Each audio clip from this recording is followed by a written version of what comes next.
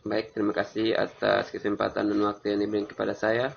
Saya bernama Lot Yudetroyu, NIM 1803030040, kelas A, semester 6, jurusan Sosiologi, mata kuliah Sosiologi Politik, Fakultas Ilmu Sosial dan Ilmu Politik, Universitas Nusa Cendana.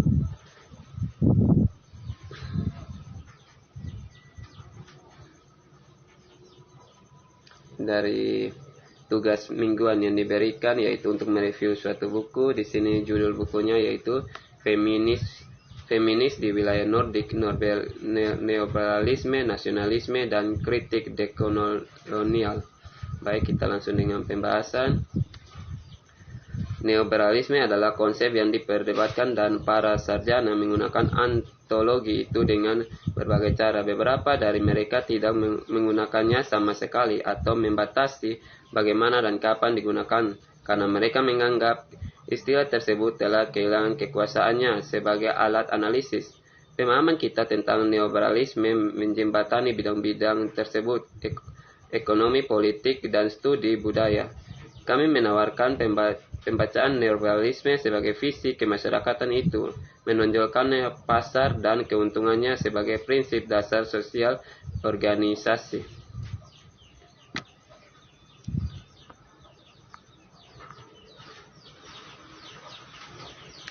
Sebuah wilayah kunci yang antologi feminisme di daerah Nordik. Tujuan untuk memberikan kontribusi orisinal adalah mempelajari persimpangan antara feminisme, neoliberalisme, dan etnonasionalisme. Inti dari sepulusian adalah debat publik tentang hubungan antara kesetaraan gender dan multikulturalisme dan tentang hak-hak perempuan dan penghormatan terhadap budaya. Untuk memahami kebangkitan pesan populisme sayap kanan dan kemampuan online inti imigrasi yang semakin agresif yang memanfaatkan tentang nasionalisme, rasis, dan eksklusif, penting untuk dikontribusikan mereka ke dalam sejarah panjang hubungan kekuasaan rasional dan kolonial tertanam dalam masyarakat Nordik.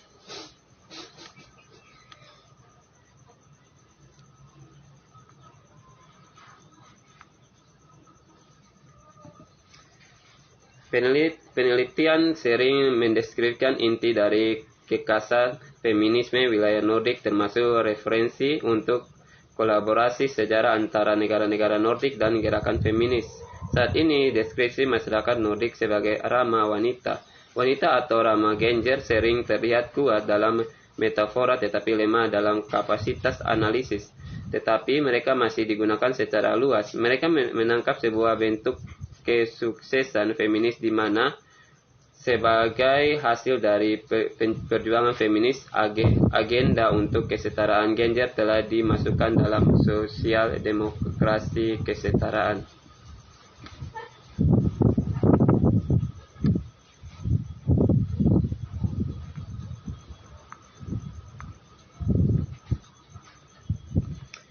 Feminis yang beraneka ragam seringkali menggunakan pendekatan titik temu dalam gaya mereka. Kritik terhadap versi hegemonis feminisme, namun penggunaan yang tidak kritis dan depolitisasi, internasionalitas, dan hubungan antar seksualiti dalam konsep keistimewaan dalam studi feminis dan gerakan anti-ane bisa jadi kontroversial.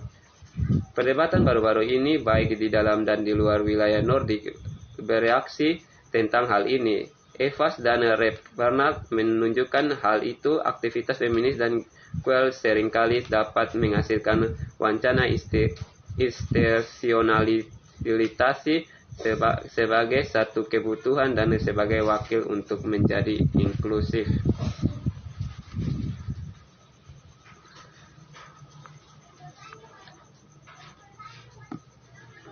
Mungkin ada sejumlah tumpang tindih antara definisi tertentu perampasan dan kooptasi.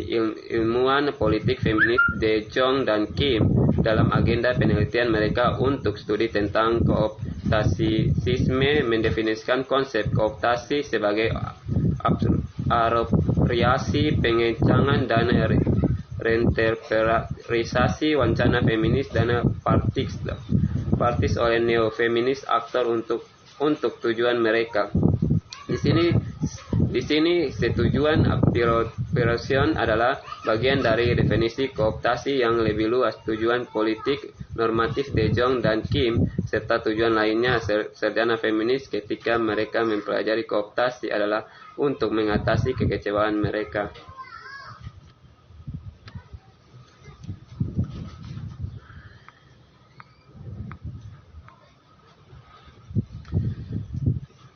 Ketika kita mempelajari kooptasi, itu juga bisa relevan menganalisis perjuangan tentang siapa yang menganggap siapa yang menjadi dan tidak menjadi feminis, dan yang ketika kita mempelajari aktivisme dan mobilisasi feminisme, hal ini berguna untuk menghasilkan secara litik memisahkan identifikasi aktor feminis dari identifikasi diri penerima. Feminisme yang mungkin non-feminis atau anti-aktor feminisme atau pengamat yang memportasikan diyakinkan untuk mendukung force feminis penyebar penganggap siapa yang baik atau buruk sebagai feminis. Namun saya berpikir pertanyaan tentang niat dan mengapa, dengan apa, di mana, bagaimana, dan kapan inklusif dan eksklusif dalam politik feminis menjadi kontroversial dalam kasus tentang paling produktif, karena mengidentifikasikan ini berarti bahwa seseorang dapat melakukan sesuatu tentangnya.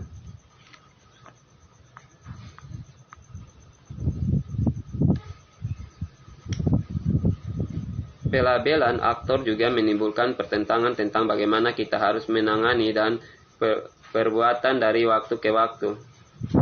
Kapan dan bagaimana LSM-isasi, kelembagaan, alisasi, profesionalisasi, dan gerakan tentang politisasi identitas dan imajinasi, aktivisme dan istimewa, kekuasaan dan perlawanan. Selain itu, membawa saya ke situs kooptasi yang mungkin tetapi tidak perlu ditempatkan di dalam situasi seperti negara, dan Mikhail menunjukkan itu benar merah dalam pendekatan kooptasi, dan dua proses itu menimbulkan ancaman bagi perjuangan feminis dan bahwa ini bekerja seiring.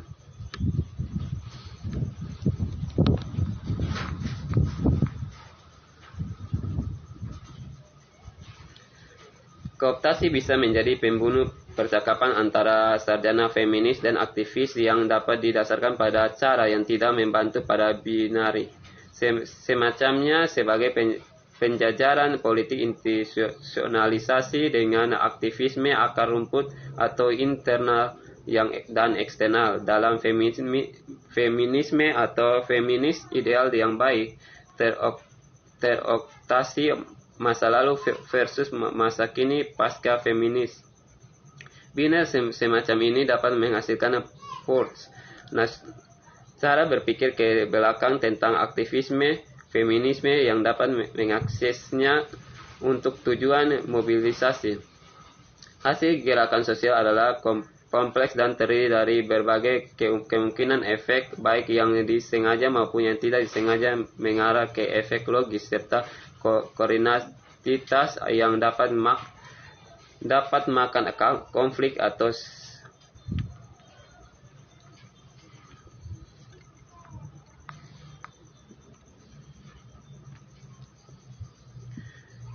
gender kewarganegaraan dan internasionalitas bersaing dengan nasionalisme di wilayah Nordik.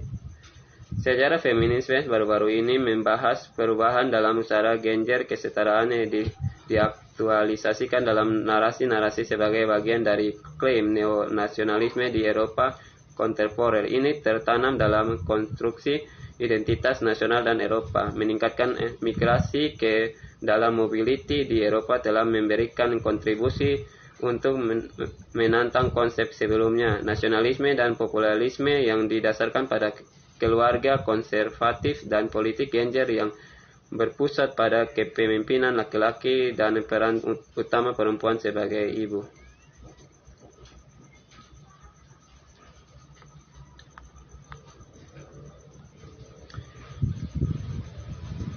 Bagian teoritis dan meninjau kembali pendekatan feminis untuk membingkai ulang hubungan antara gender, nasionalisme, dan populisme sayap kanan.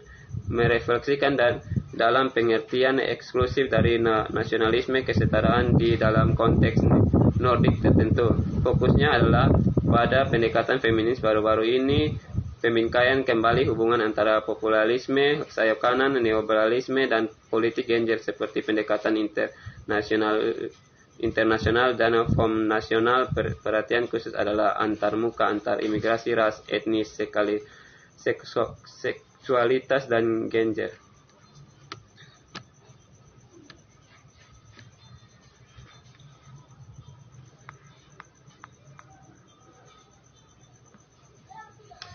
Bagian penutup meringkas argumen utama ini menunjukkan bahwa perbedaan mereka. Tiga partai sayap kanan mendukung nilai-nilai liberal, kesetaraan gender, dan hak seksual seringkali bersaing digabungkan dengan penerimaan pragmatif dari negara kesetaraan dan warisan sosial demokrasi.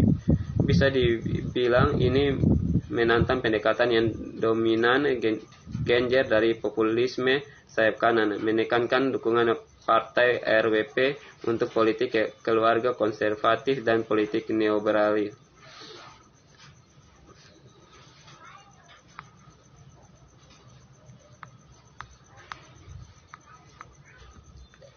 Teori feminisme telah berkontribusi dalam membingkai ulang hubungan antara gender dan kebangsaan. Neoliberalisme dalam perekonomian global dengan menitik beratkan pada kepentingannya gender dan keluarga dalam proyek nasional dan perempuan badan dalam perjuangan nasionalis.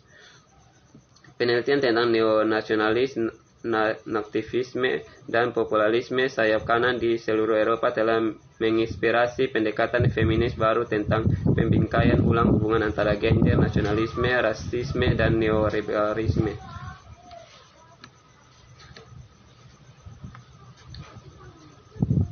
Studi mendalam membahas kelompok aktivis yang memerangi kelompok kanan Denmark. Populisme sayap menekankan sejarah dan dinamika sayap kanan aktor, strategis mobilisasi warga, resim gender dan kesetaraan, dan pengalaman migrasi. Empiris materi tentang aktivis masyarakat sipil mengacu pada analisis dokumen individu, narasi, dan wawancara kelompok teraraf dengan aktivis.